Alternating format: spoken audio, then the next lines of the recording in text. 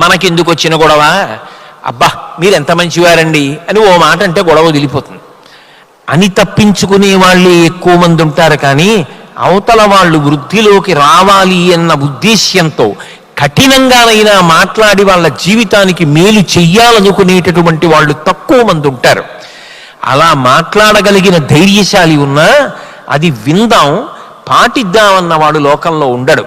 ఒకవేళ అలా ధైర్యంగా చెప్పగలిగిన వాడు, సహృదయంతో విని పాటించగలిగిన వాడు ఉంటే అంతకన్నా దేశ చరిత్రని మార్చగలిగిన వాళ్ళు లోకంలో ఉండరు. అబ్దుల్ కలాం గారు చిన్నతనంలో ఆడుకుంటుంటే ఎవరో ఒక వ్యక్తి వచ్చి ఒక వస్తువు ఇచ్చాడు. ఇదేమిటని అడిగారు ఆయన. మీ నాన్నగారి కోసం వచ్చానా, ఆయన లేరు కదా, ఫలానా వారు వచ్చి ఇది ఇచ్చారని చెప్పి ఇచ్చేసేయని చెప్పి ఆ వ్యక్తి వెళ్ళిపోయాడు. కలాం గారి తండ్రి ఇంటికి వచ్చారు. కలాం గారు పట్టుకెళ్ళి ఆ వస్తువు ఇచ్చి ఎవరో వచ్చి ఇచ్చారు, మీకు బహుమానం ఇమ్మన్నారన్నారు. ఈడ్చి